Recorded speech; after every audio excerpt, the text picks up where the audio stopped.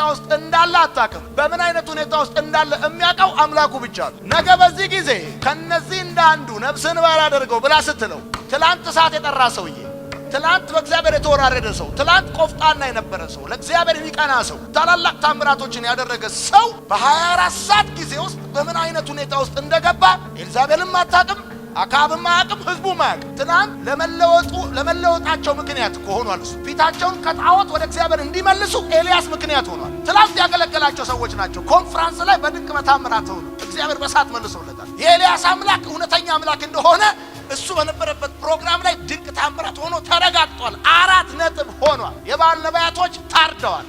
በሚቀጥለው ቀን ሰውየው ሌላ ሁኔታ ውስጥ ነው ያለው። እንደ ዛሬ አገልግላችሁ በሚቀጥለው ቀን ሌላ ሁኔታ ውስጥ ልትሆኑ ትችላላችሁ። በመሰረቱ ምነግራችሁ መሰረታዊና እርግጡን ነገር ልንገራችሁ። ጉዳያችሁ ከአገልጋዩ አገልግሎት ጋር እንጂ ከአገልጋዩ ህይወት ጋር እንዳይሆን።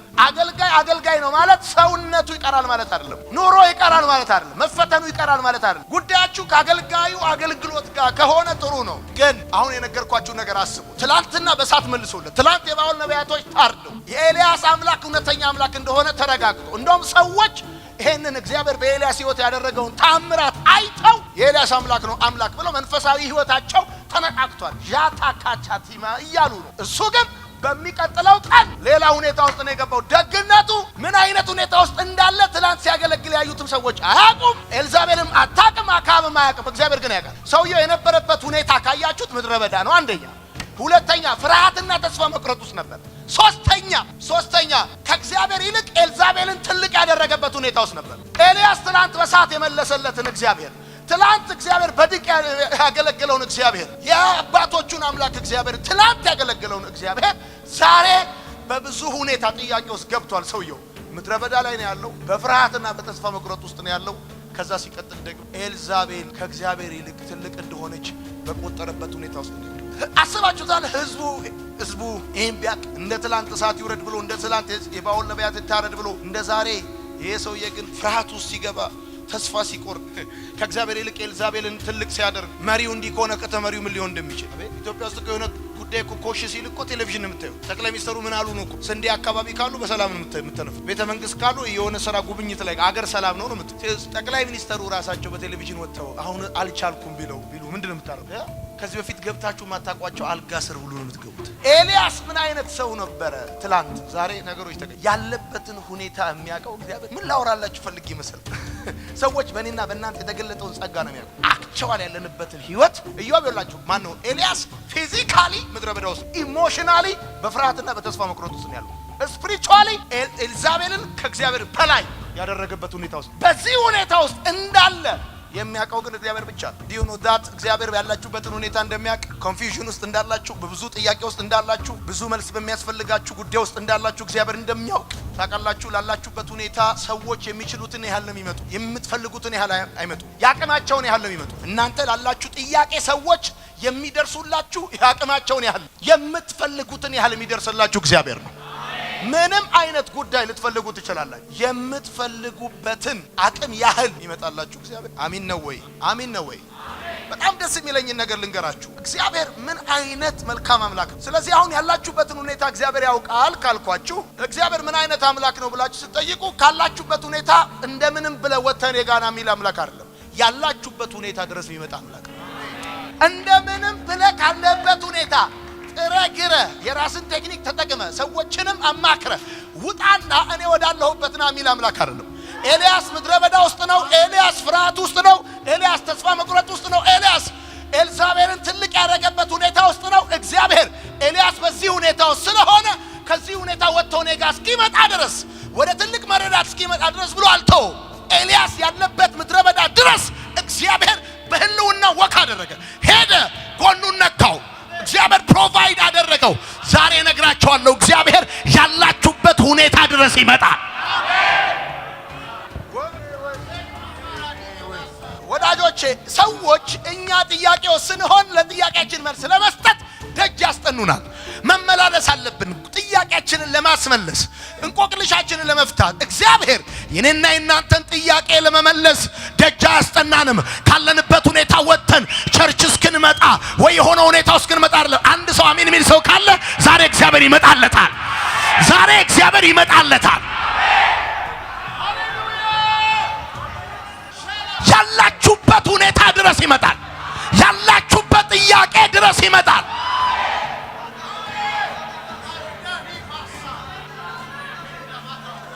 ማታካቺናማ አንዳንዴ ሰዎች ጥያቄያችንን ቢሰሙ አንተን ከሚያክል ሰው እንዲህ አይነት ጥያቄ አይጠየቅም ነው የሚሉ።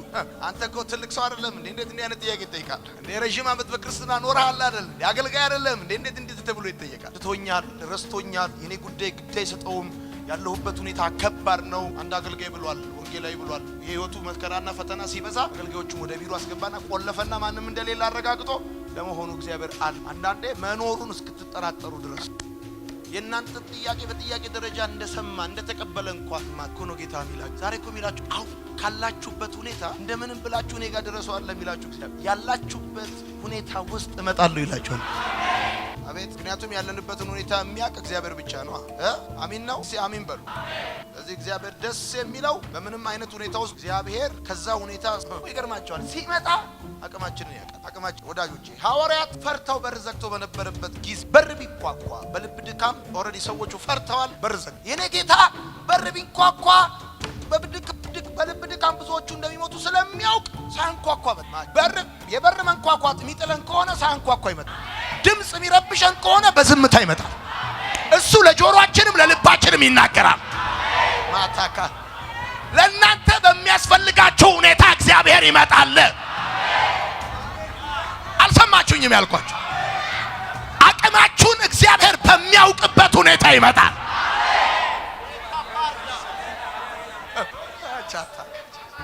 ይመጣል። የኔ ጌታ በምን አይነት ሁኔታ መምጣት እንዳለበት እሱ ነው የሚያውቀው። የኔ ጌታ እኮ እንደዚህ ያለ አሁን ለምሳሌ አንኳኳለሁ ቢከፍትልኝ ቢኖር ይገባል። አንዴ አንኳክቶ ሌላ ጊዜ ግን ሳያንኳኳ ይገባል።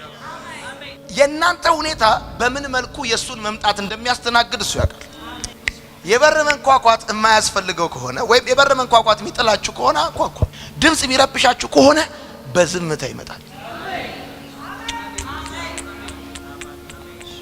እሱ ለጆሮአችሁም ያወራል ከፈለገ ለልባችሁም ያወራል ከፈለገ ለጆሮአችሁም ያወራል። ያባታችሁ በምን መልኩ መምጣት እንዳለበት ይገርማችሁ። እኩለ ሌሊት ነበረ፣ ደቀ መዛሙርቱ በታንኳ ነበሩ። ነፋስ ተነስተዋል፣ እሱ የለም። ግን በውሃ ላይ እየተራመደ ሲመጣ አዩት። አምላካችሁ በዚህ ጋና አትሉት። እሱ ሌላ መንገድ፣ ሌላ መውጫ፣ ሌላ ማለፊያ ያለው፣ ሌላ መሻገሪያ ያለው።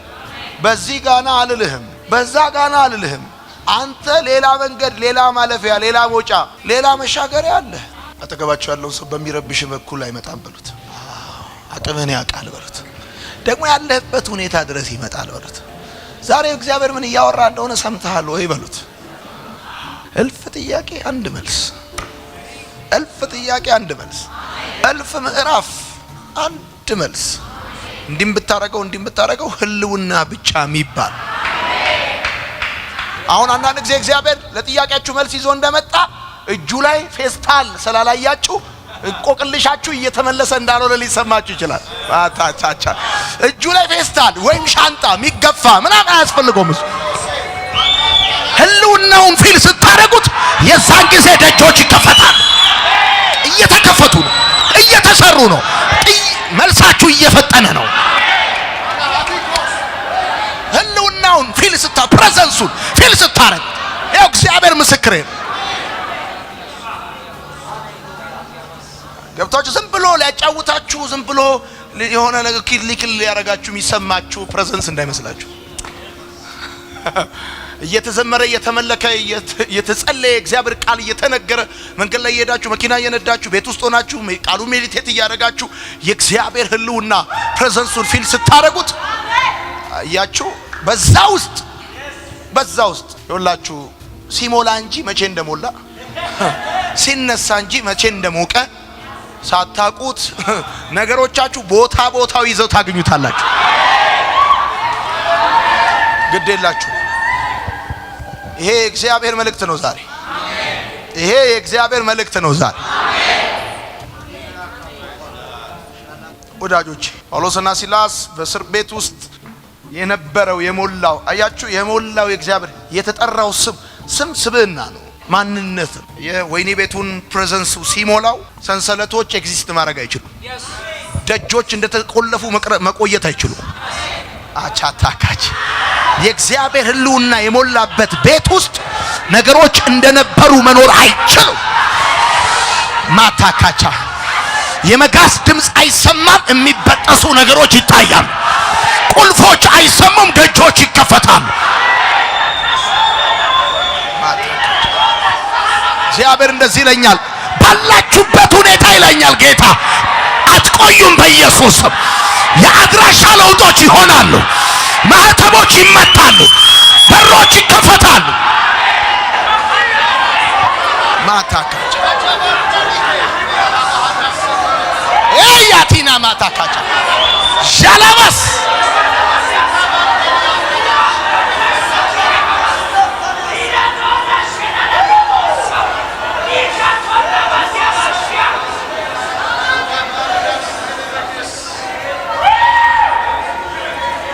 ሃሌሉያ ሃሌሉያ። ወዳጆቼ በዛ ተራራ ላይ ለኤልያስ ትምህርት እግዚአብሔር መስጠት ጀመረ። ሪቫይዝ ማድረግ ጀመረ። ባይ ዘ ዌይ እግዚአብሔር ለኤልያስ በተናገረበት ተራራ ላይ ኤልያስ ብቻ አይደለም የተማረው፣ ሙሴ ትምህርት ተምሮበታል። ሙሴ ትምህርት ተምሮበታል። እግዚአብሔር ለሙሴ ትምህርት ሰጥቷል፣ ለኤልያስም ትምህርት ይሰጠዋል።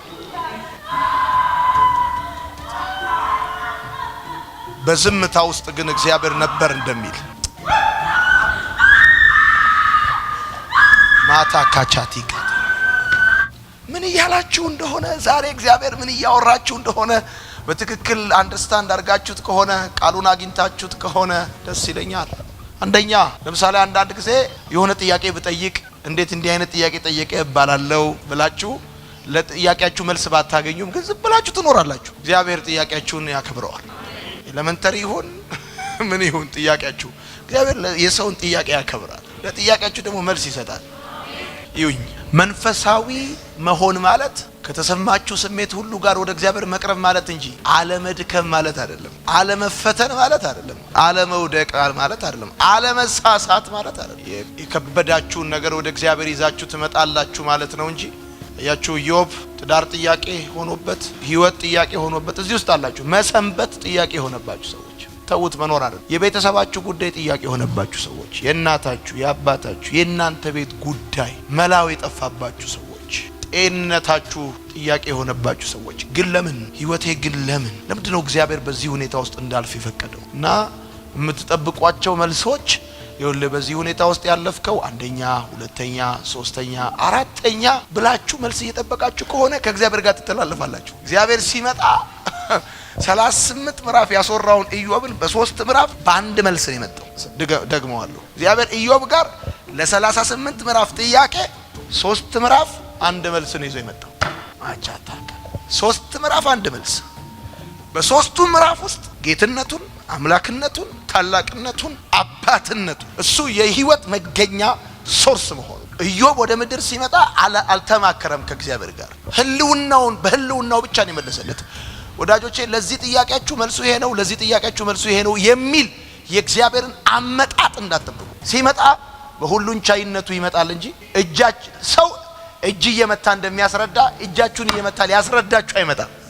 ሁሉን ቻይ ሆኖ እንጂ የሚመጣው ጌታ ሆኖ እንጂ እሱ ንጉስ ሆኖ እንጂ የሚመጣው ሁሉን ታደርግ ዘንድ ቻይ እንደሆን ካለ እንዴ ወዳጆቼ ኢዮብ የነበረው ኢኮኖሚ ታውቃላችሁ። በምስራቅ ይኖሩ ከነበሩ ሰዎች ሁሉ ይልቅ እጅግ ባለጠጋ እኮ ነው። አንድ የኢዮብ ንብረት በቁጥር እኮ 33,000 ይደርሳል እኮ በቁጥር 1 2 3 4። አንዳንድ ሰው እኮ ያለው ንብረት እኮ 10 አይሞላም። የኢዮብ እኮ 33,000 የሚቆጠር ንብረት ነበረው።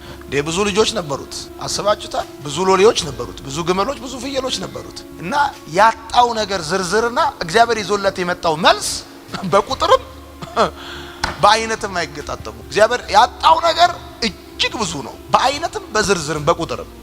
እግዚአብሔር ይዞ የመጣው አንድ መልስ የት ነበር ካሉ ይዞ የመለሰለት በህልውናው ነው። ህልውናው ደግሞ ወደ እናንተ ሲመጣ የምትረዱት ነገር ከበለስ በላይ ከወተት በላይ ከፍሬ በላይ ነው። የዛን ጊዜ ደስታችሁን ከች ታረጋላችሁ። እኔ ግን በእግዚአብሔር ደስ የፈለጋችሁት ነገር አጣችሁ በእግዚአብሔር ወደ መደሰት እሱ ኢንጆይ ወደ ማድረግ ህይወት ትመጣላችሁ። እግዚአብሔር ምንድነው እያላችሁ ያለው? ያላችሁበትን ሁኔታ ነው ያውቃለሁ ይላችሁ። ጓደኞቻችሁ፣ ወንድሞቻችሁ፣ ዘመዶቻችሁ አብረው የሚያገለግሉት ላይ ያውቁ ይችላሉ። አሁን እዚህ ቤተ ክርስቲያን ስትመጡ ስታገለግሉ ምናምን እቤት ስንት እንቆቅልሽ፣ ስንት ጥያቄ፣ ስንት ሞት፣ ስንት ችግር ተሻግራችሁ እንደመጣችሁ ሰዎች አያውቁም። ሰዎች ያለሁበትን ሁኔታ ማቀው እኔ ነኝ። እንዴት እንደማልፍ ማቀው እኔ ነኝ። ኦኬ እሺ፣ ግን ሌላ ሰው ላይ ያውቅ ይችላል። አምላካችሁ ያላችሁበትን ሁኔታ ያውቃል። ሲቀጥል ደግሞ ካላችሁበት ሁኔታ እንደምንም ብላችሁ ወጣችሁ እሱ ጋር እንድትሄዱ አይደለም እግዚአብሔር የሚፈልገው። ያላችሁበት ሁኔታ ድረስ ምንም አይነት ሁኔታ ሊሆን ይችላል። ያላችሁበት ሁኔታ ድረስ እሱ ይመጣል። ደግሞ ሲመጣ አቅማችሁን ያውቃል። በሚረብሻችሁ መልኩ አይመጣም። ማታካቻ ይሰማል ወይ? ደጆች ተዘግተዋል። የመንኳኳት ድምጽ እንዳትጠብቁ። የኔ ጌታ ሳያንኳኳ ሰላም ለእናንተ ይሁን ብሎ ይመጣል። አለቀ። ወቅቱን ባማከለ መልኩ ነው የሚመጣው። ሰላም ለእናንተ ብሎ ይመጣል። ድምጽ ይረብሻችኋል፣ በዝምታ ይመጣል። እናንተ በየብስ ትጠብቃላችሁ፣ እሱ በባህር ይመጣል። በምድር ትጠብቃላችሁ፣ እሱ በሰማይ ይመጣል። ይኸውላችሁ በወንድሞች ህብረት መካከል በቤተ ክርስቲያን በግል በዲቮሽን ጊዜያችሁ መጽሐፍ ቅዱስ በመታጠኑበት ሁኔታ ውስጥ ኤክስፒሪየንስ እያደረጋችሁት ያለው የእግዚአብሔር ህልውና ለጥያቄዎቻችሁ መልስ እንደሆነ ካልጋወቃችሁ ያ የተሰማችሁ የእግዚአብሔር ፕሬዘንስ አንዳች የማትቀበሉበት ሆኖ ያልፋል። እየመለሰላችሁ እንደሆነ እንድታቁ ፈልጋለሁ። እየመለሰላችሁ እንደውም አንዳንድ ጊዜ ለሌላ ነገር ያዘጋጃችኋል፣ ለሌላ ቻፕተር ያዘጋጃችሁ። ስለዚህ እንደዚህ ነው የኔ ጥያቄና የእግዚአብሔር መልስ እንዲህ ነው። የኔ ጥያቄ ብዙ፣ የእግዚአብሔር መልስ አንድ። የኔ ጥያቄ በበረቴ እንደዚህ ልክ ነው እና ዕንባቆም ከበለስ በላይ ከፍሬ በላይ ከወተት በላይ አስባችሁታል። ለዛ ነው ከብቶች በበረት ወይን አረግ ፍሬ ባይገኝ እኚህ ነገሮች ሁሉ ቢገኙ እግዚአብሔር ባይገኝ ለጥያቄዎቻችን መልስ አልተገኘም።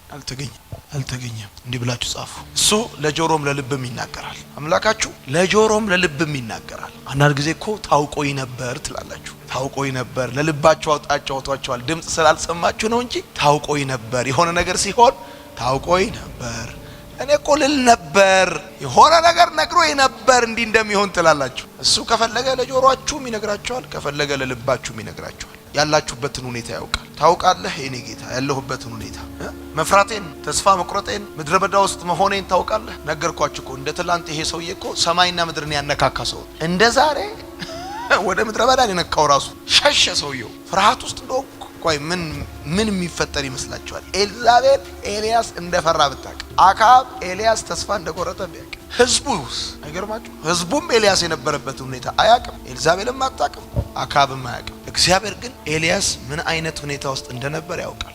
እና ስንት ነገሮች መጀመሪያ እንዳለፉ በዝምታ ውስጥ እግዚአብሔር እንዴት ወደ ኤልያስ እንደመጣ። ታንክ ዩ ፋዘር። አሜን ነው።